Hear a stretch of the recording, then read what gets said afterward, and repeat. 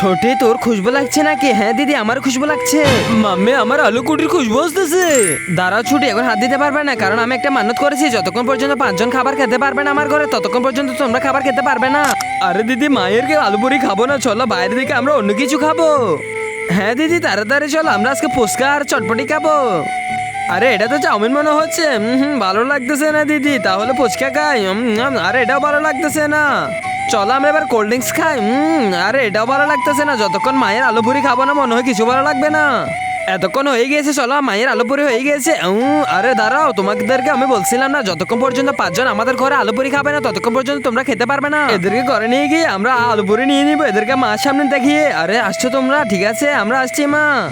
আচ্ছা তাহলে তোমরা একজন একজন করে আমার কাছে আসো। এখন আমাদের দেন মা, সরি বেটা শেষ হয়ে গিয়েছে। আজকে আমার বেটারা মন খারাপ করে থাকবে, চলে যায় তাহলে। আরে তোমাদের হাতে এতগুলা কেন? কোথা থেকে আসলো? ওই ওদের কাছ থেকে দাঁড়িয়ে আমরা সবগুলো নিয়ে নিয়েছি মা। মাকে ভালোবাসলে লাইক সাবস্ক্রাইব করে কমেন্টে আই লাভ ইউ মা লিখে যাও।